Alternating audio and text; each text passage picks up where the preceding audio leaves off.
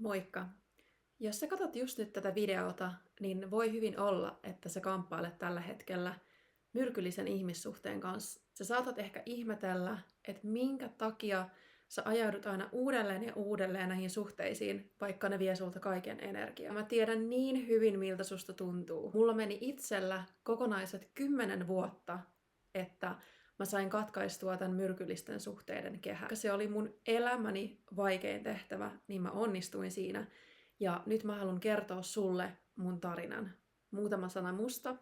Mä oon Pauliina, digi- ja hyvinvointialan yrittäjä. Mulle sydäntä lähellä on hyvinvointi kokonaisuudessa. Viimeiset vuodet mä oon omistanut sisäisen maailman tutkimiseen. Kiinnostaa myös ihan mielettömästi vähän semmoiset henkiset asiat tässä elämässä, kuten energiat. Ja niiden ymmärtämisestä on muuten ollut myös tosi paljon apua tässä irrottautumisprosessissa. Myös meditointi, jooga ja manifestointi. Vielä muutama vuosi sitten mä ajattelin, että mä en tule koskaan pääsemään eroon näistä myrkyllisistä ihmissuhteista. Mä olin näissä suhteissa ja mä tiesin, miten pahaa ne tekee mulle, mutta mä en silti päässyt irti. Mä oon käynyt vuosikausien ajan terapiassa ja mä oon kuluttanut tosi paljon kirjallisuutta myrkyllisiin parisuhteisiin ja niiden dynamiikkaan liittyen. Mä en silti pystynyt irrottautumaan näistä suhteista. Ne fyysiset oireet, mitä näistä suhteista aiheutui, oli lopulta niin pahoja, että mun oli pakko pysähtyä ja miettiä, että voinko mä jatkaa oikeasti näin. Tässä vaiheessa mä oikeasti ajattelin,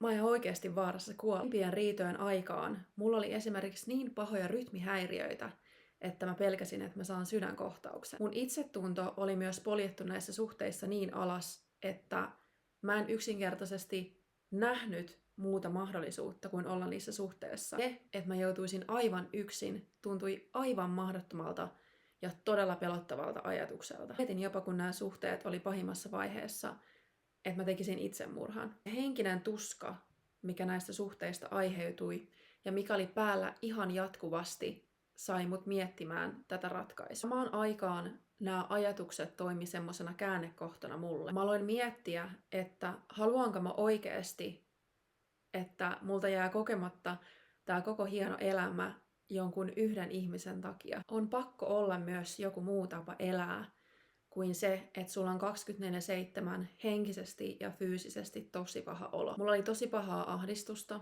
mä sain paniikkikohtauksia. Lisäksi nämä parisuhteet alkoi näkyä myös mun ulkonäössä. Esimerkiksi multa lähti ihan tupoittain hiuksia. Lisäksi mä jouduin hankkimaan unilääkkeet, tai oikeastaan useampiakin sellaisia, koska mistään unilääkkeistä ei ollut apua.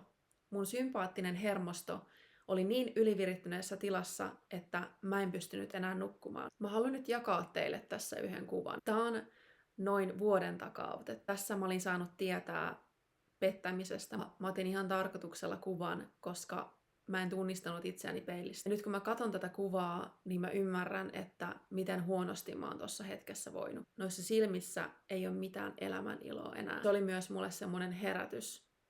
Mä ihmettelin, mihin mun sielu on hävinnyt, koska mä en näe sitä mun normaalia kuplivaa persoonaa sieltä peilistä.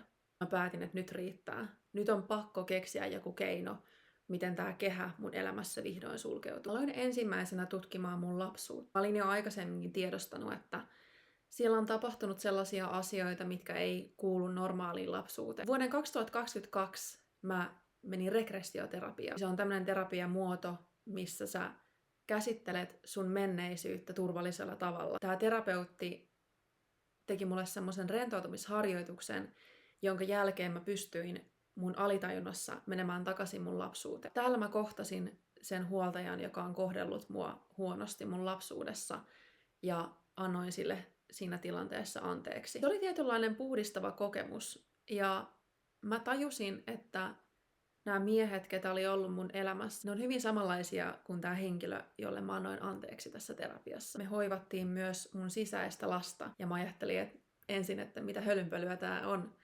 Mutta sitten mä ymmärsin, että meissä jokaisessa sisällä on se oma sisäinen lapsi. Jos se sisäinen lapsi ei ole saanut pienenä esimerkiksi ilmaista sen tunteita vapaa, niin ne tulee vaikuttaa myös tulevaisuudessa meihin. Mä näin ihan selkeän yhteyden tässä, että miten se mun sisäisen lapsen laiminlyönti vaikutti mun aikuisien suhteisiin. Se mun oma sisäinen lapsi ei ole koskaan saanut sitä rakkautta tai hyväksyntää, mitä se olisi ansainnut. Mun elämässä tapahtuneet asiat alkoi sen jälkeen loksahdella paikoille. Mä oon sietänyt oman hyvinvoinnin kustannuksella henkistä, fyysistä ja jopa seksuaalista hyväksikäyttöä. Mä en ollut kuunnellut lainkaan sen mun sisäisen pienen tytön tarpeita. Ajaudun kerta toisensa jälkeen tilanteisiin niin parisuhteissa kuin ihmissuhteissa siihen, että mä en osannut sanoa ei, koska mä pelkäsin, että kaikki ihmiset hylkää mut. Tää oli ensimmäinen käännekohta, mutta tonkaan terapian jälkeen en vieläkään päässyt eroon näistä myrkyllisistä suhteista. Palaset alkoi loksahdella sen jälkeen, kun mä lähdin Balille. Ennen tonne Balille lähtöä mä jätin viimeisen ex-kumppanin ja päätin, että on viimeinen tällainen samanlainen ihminen, joka on mun elämässä. Ei ollutkaan ihan niin helppo prosessi ja mä jouduin lopulta tekemään rikosilmoituksen siitä, että mua vainottiin. Haluan nyt tuoda tämän Bali-kokemuksen tähän, koska se miten nämä lapsuuden traumat ja se kaltoinkohtelu näkyi mun omassa elämässä on se, että mä oon elänyt aina semmosesta maskuliinienergiasta käsin. Puhutaan maskuliini- ja feminiinienergiasta. Omalla kohdalla se tarkoitti sitä, että mä halusin aina olla se pärjäävä tyttö ja mun piti aina olla se independent woman. Monia vuosia mä jaksoin puurtaa töitä niin paljon, että sitä voi kutsua oikeasti työnarkomaniaksi. Viime syksynä mä luin, että Balilla nämä feminiinienergiat on tosi vahvat. Ja mä tajusin, että jos mä haluan parantaa sen mun sisäisen maailman, joka toimii sieltä maskuliinienergiasta käsin, niin mun pitää mennä Balille, jota sanotaan tämmöisen feminiinienergian keskukseksi. Ton jälkeen, kun mä tulin sieltä Balilta, mä olin aivan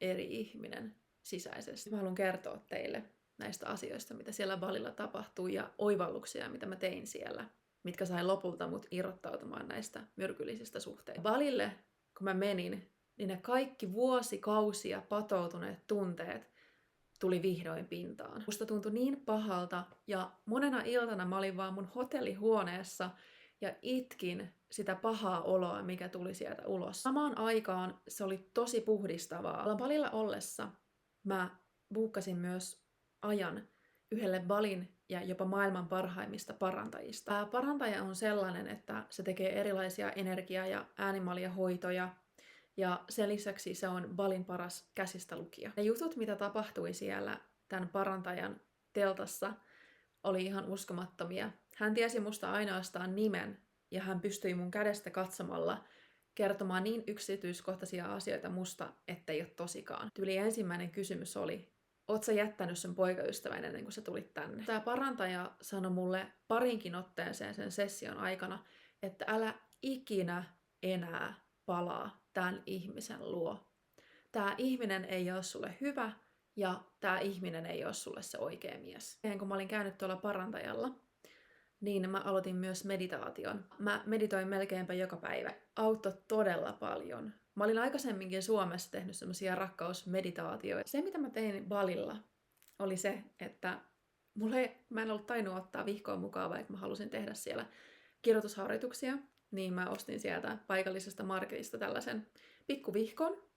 Ja mä haluan nyt lukea täältä otteita. Tästä päiväkirjan kirjoituksista näkee, että miten valtavan paranemisprosessin mä oon käynyt siellä. Miten yksinäinen mä oon ollut, kun mä oon mennyt tonne. Ja miten epätoivossa siitä, että mä ajattelin, että mä en ikinä oikeasti pääse tästä tuskasta eroon. Pist ikinä olemaan yksin. Tää on kirjoitettu 8 päivää sen jälkeen, kun mä menin Balille. Muistan, kuinka yritin hymyillä Suomessa, ja se oli pelkkää väkinäistä hymyä. Yksi yö purskahdin itkuun ihan spontaanisti. Tuli niin paha olo siitä, mitä olen pistänyt itseni käymään läpi näiden miesten kanssa. Tuntui niin pahalle, että olen jättänyt sen sisäisen lapsin täysin vailla huomiota.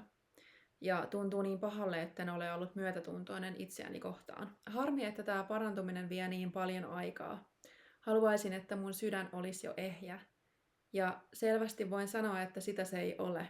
Ei tää ole helppoa päättää ensimmäistä kertaa elämässä, että nyt haluan olla vaan yksin. Haluan päästä tällä matkalla paljon lähemmäksi itseäni kuin koskaan ennen. Haluan kasvaa siksi naiseksi, joka mun on tarkoitus tulla. Mun pitää hoitaa itseäni rakkaudella. Sillä rakkaudella mä rakennan ympärilleni niin paljon suojaavaa energiaa, että en voi olla houkuttelematta muuta kuin hyvää energiaa ja hyviä ihmisiä. Yhtenä toisena päivänä mä oon kirjoittanut tänne, että Musta tuntuu nyt jo, että jokin on muuttunut. En oikein vielä saa kiinni, mitä se on. Hieroja sanoi mulle tänään, että mä hehkun. Mulla oli kyllä vähän meikkiä, mutta mietin jälkeenpäin, että voiko olla, että oikeasti hehkun jotain täysin uutta sisältäpäin. Onko mä löytämässä itseni ja se mun todellisen sielun? Mä kävin tuolla Balilla ollessa myös semmoisessa pyhässä vedessä puhdistautumassa. Mä oon kirjoittanut sen kokemuksen jälkeen näin. Mä olin eilen puhdistuksessa pyhässä vedessä, joka oli tosi hieno kokemus.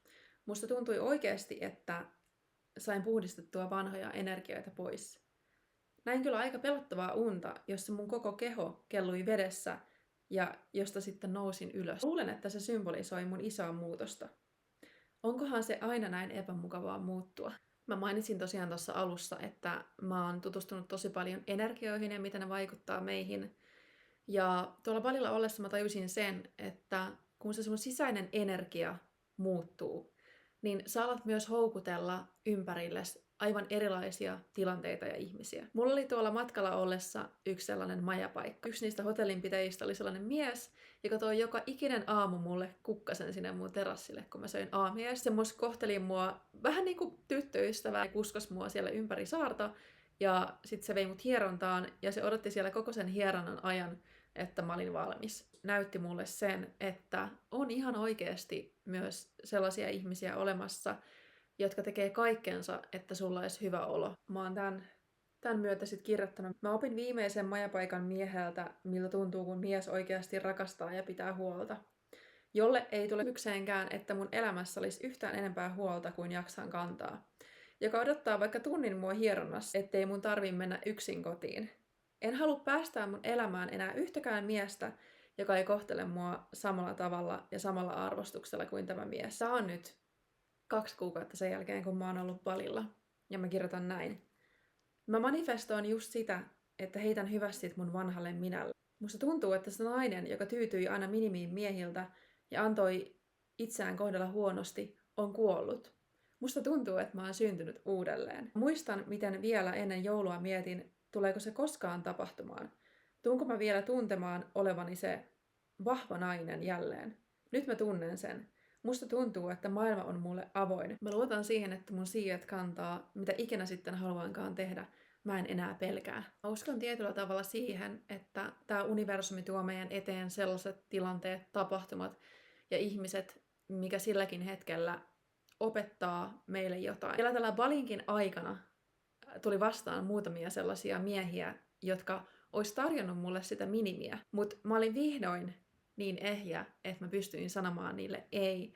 Ja pystyin ilmaisemaan tosi selkeästi, että mitä mä haluan, mitkä on mun rajat suhteissa. Ja mitä ylipäätänsä pitää ensin tapahtua, että voi saada minkäänlaiseen pääsyn mun tunteisiin. Ja mä sanoin itsellenikin, että nämä ihmiset, ketä siellä tuli vastaan, oli vielä viimeisiä semmosia testejä universumilta, että onko mä valmis siirtymään seuraavalle levelille. Kun mä olin vihdoin parantanut nämä haavat mun sisällä ja tajusin, että mä en tule enää ikinä joutumaan tällaiseen myrkylliseen parisuhteeseen, niin se oikeastaan mullisti mun maailman ihan täydellisesti. Ensinnäkin ne fyysiset oireet, mitä mulla oli ollut, niin niitä alkoi pikkuhiljaa tippua pois. Tukka alkoi kasvaa päässä, ahdistus vähini, ei ollut paniikkikohtauksia.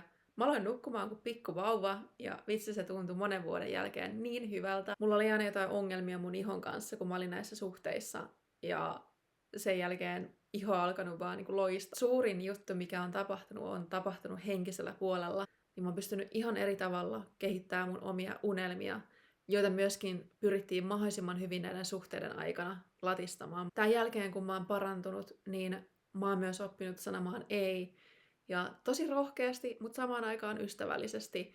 Ja tämän jälkeen mä voin kertoa, että en mä oo yhtäkään tosi ystävää sen jälkeen menettänyt. Koko elämä on muuttunut, kun sä elät sun oman arvomaailman mukaisesti. Sulla on hyvä olla itses kanssa ja se sisäinen energia on ihan eri. Joku toinen ihminen ei ole koko ajan lannistamassa sua. Mä haluan, että muutkin pääsee kokemaan tämän tunteen, koska tää on niin parasta.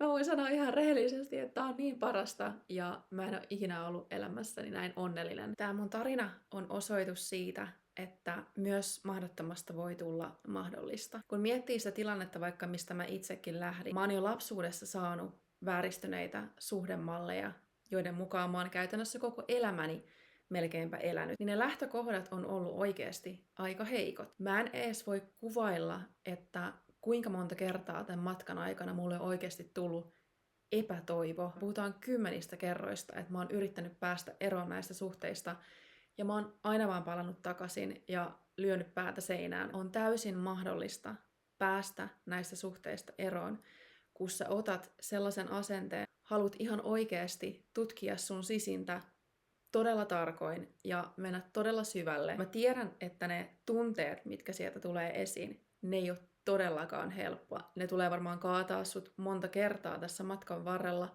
mutta pääasia on se, että sä nouset aina sieltä uudelleen. Mä en missään nimessä kadu sitä aikaa, että mä oon ollut näissä suhteissa viimeiset 10 vuotta, koska mikään asia mun elämässä ei ole opettanut mulle yhtä paljon oman itseni arvostuksesta ja siitä, mitä mä oikeasti haluan. Ja se on vaatinut myös multa tässä matkan varrella on se, että ei pelkästään parisuhteet, vaan kaikki mun ihmissuhteet mun elämässä mä oon joutunut punnitsemaan, että onko tämä ihminen sellainen, että se haluaa mulle oikeasti vilpittömästi hyvää. Ja valitettavasti mä oon joutunut luopumaan joistakin myös ystävistä tämän matkan varrella, koska mä oon ymmärtänyt, että se, miten he käyttäytyy, on tosi toksista mua kohtaan. Toisaalta sitten taas, kun sä teet sen rohkean työn ja tutkit itseäsi sisältä, niin se sun sisäinen muuttunut positiivinen energia alkaa houkuttaa ihan uudenlaisia ihmisiä sun elämään. Ja ne on sitten niitä sun arvomaailman mukaisia ihmisiä, jotka kannattaakin pitää siinä elämässä. Tämän vuoksi on täysin mahdollista päästä siitä yksinäisyyden pelosta pois,